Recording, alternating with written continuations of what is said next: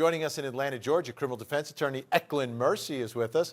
In Denver, Colorado, criminal defense attorney Jeffrey Wolf. And in Phoenix, Arizona, criminal defense attorney, former prosecutor, radio host, and judge Monica Lindstrom. Great to see everyone tonight. Jeffrey, any of your clients have a cell phone? No, my clients Behind don't bars? have a cell phone. No, Vinny. They most certainly don't. They're not going to allow anybody to have a cell phone in the jail because they do make phones where, you know, they're made for kids, right? Where they have two buttons on them, mom, dad, 911. But they're not going to give one of those to somebody in the jail because who knows what somebody could do with that. And that's the issue, right? If somebody gets a hold of this phone and figures out how to make it dial, what could they do from inside of the jail with that? And so that is a severe security issue. But you're right, he is frustrated, and he's frustrated for the same reason that most of us defense attorneys with clients in custody right now are frustrated, in that we need to see our clients, we need to see them safely for us and safely for them during this pandemic. And our access is very, very limited in a lot of jails. And some of them will allow phone calls, but you get them recorded. And if you believe that the prosecutor didn't listen to that phone call, I have a beach in Idaho to sell you. Ooh, not trusting the prosecutor, Monica. Well, that doesn't surprise me at all. There's never been a wonderful relationship in these kind of cases between the prosecutor and the defense attorney. But coming from the prosecutor's standpoint here, he wants a conviction. All prosecutors want a conviction, whether it's a plea agreement or whether it's a trial. They want a conviction. So what do you want to do? You want to give everything you possibly can in the interest of justice so that when you get that conviction, it cannot be overturned on an appeal. You do not want the case coming back on an appeal. This is a serious issue, Vinny, and I know we all know this right now. If the defense attorney cannot get to his client, cannot communicate, that's a real problem. And hey, look, I understand we're in COVID, right? We're in a pandemic. Things have to be changed, some extenuating circumstances, right? But something has to be done here. Do you really need two cameras, a jail phone, not the cell phone, but her calling on a phone that might be recorded? You don't want to take that chance, and a big glass door.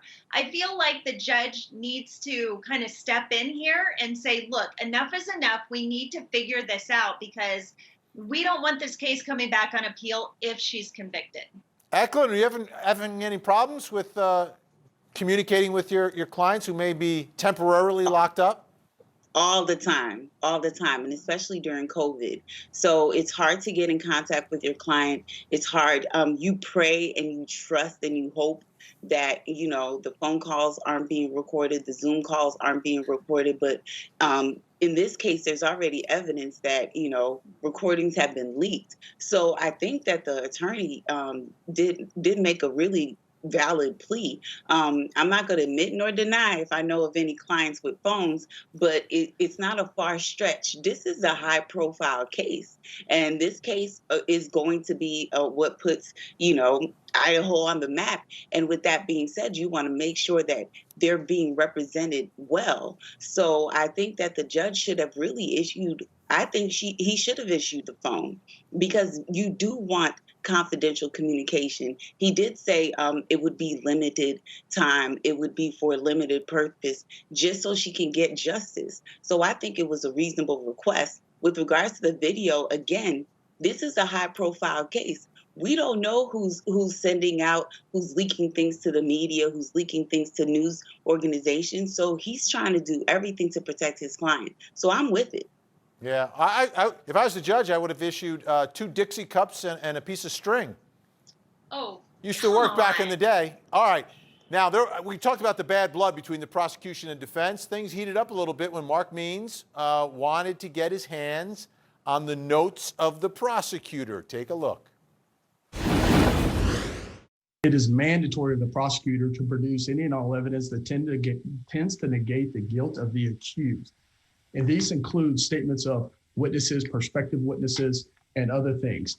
We ask for the text messages, emails, conversations, voice recordings, whatever. We know for a fact, based on the transcript that was provided to the court, that Mr. Wood has had personal conversations with Colby. We know for a fact with Summer Shiplet.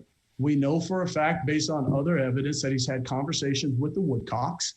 He has made himself a witness in this case and subject to, there are multiple reasons as to why this has to be produced as a witness and multiple reasons as a prosecutor why he has to produce this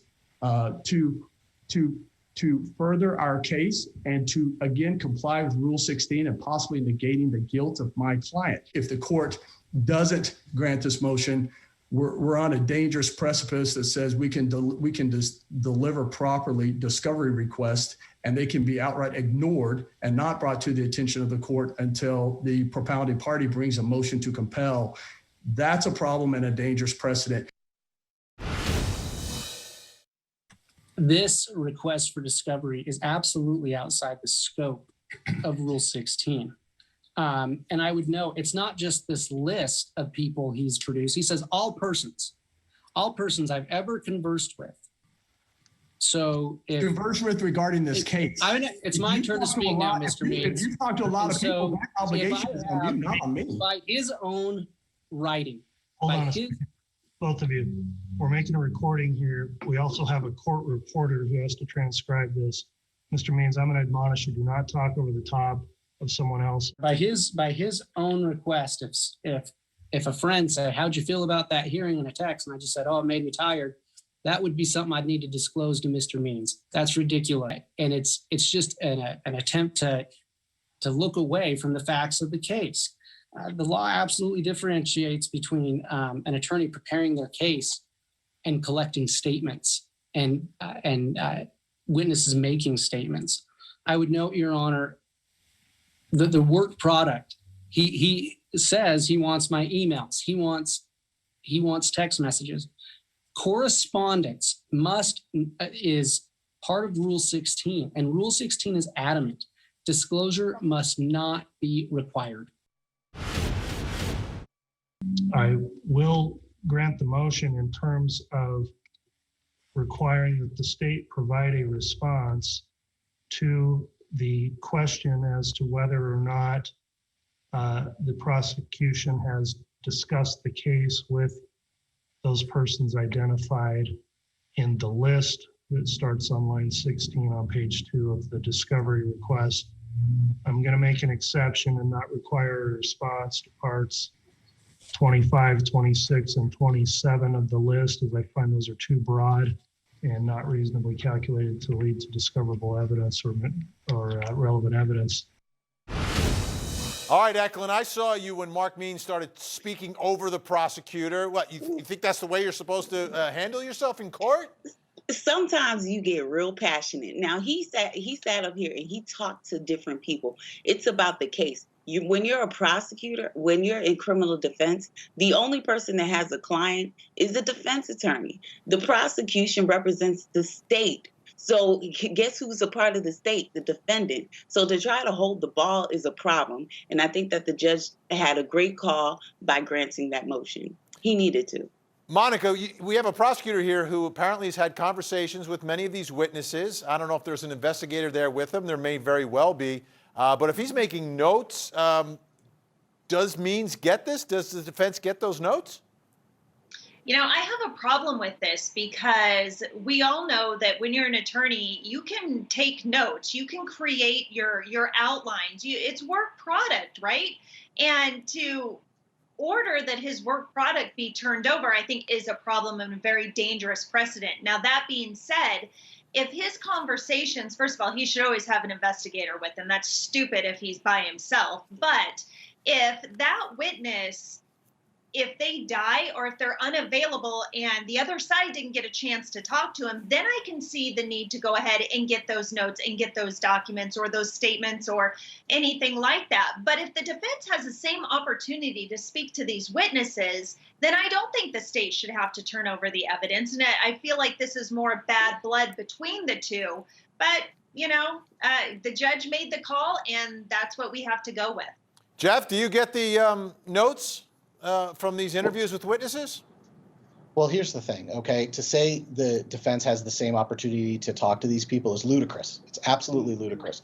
Because when the DA's office is going in as law enforcement to talk to people and bringing investigators and or police, they are getting a much different response. And anybody that's been doing this for a while knows that a lot of times you pick up the phone and have your investigator with you to call a witness, and the witness says, I talked to the DA and he told me I don't have to talk to you, or she told me I don't have to talk to you. So to say that they have the same opportunity is just plain ridiculous. Additionally, as far as his notes, his personal thoughts, and what he's planning in the trial, no, you don't get that. That is work product. But if he's taking notes about what the witness is saying, then yeah, you get it. You get all of the statements made to the prosecution, which is why she correctly pointed out that they should have had an investigator there. If they didn't, it was ridiculous, because now they are a witness in the case, because they're the only ones that can corroborate the statement or impeach a statement. And so the investigator's got to be there, and you have to turn over the substance of what the witness said. But the planning, the notes, the I don't believe this person, whatever it is, that you don't have to turn over. Monica, did you want to get the last word in here? Well, there's a thing called depositions. You can subpoena someone, you can interview them, then you can do the deposition with the court's help. So you do have an opportunity to speak to those witnesses. If they choose not to speak to you, then it goes to the court, and the court can hold them in contempt or something like that. So to sit there and for both of you to say that they don't have an opportunity to speak to these witnesses, I have to disagree. They Yes, don't. they do. Most They have courts, every most courts opportunity. will not allow Whether you. those No. witnesses They choose to don't. speak They're to gonna them, listen to the that's one with a the different badge. issue. No, Well, they're they not have going the to depose a opportunity. witness in a criminal case. Yes, Depositions they have are the for but they civil opportunity. don't. A cases. deposition, my clients Most can't states- afford Use the court. depositions. My clients And most can't use the courts afford court. in this depositions. country do not allow depositions in criminal cases. No. And that is a fact. Well, we sure do here. So whether they're not in your state, And I it don't doesn't know, matter but we do here. If he has So- exculpatory evidence, he should provide that, and he shouldn't have Oh, a I problem agree. with that. I agree. If it's exculpatory evidence, I completely agree. And if the witness Yeah. is no longer available, everything, and to say they don't have the opportunity, I disagree with that. All right. They don't. We are going to agree to disagree. And from what I've seen, different states have different rules. And it surprised me as well. When we come back, talk about some bad blood. Not here on this program. I'm talking about inside the courtroom. Bad blood in Idaho. How about in the George Floyd case? Now you've got the defense asking for the bar to investigate the Attorney General of Minnesota and to bring sanctions and dismiss the charges. We'll talk about that next.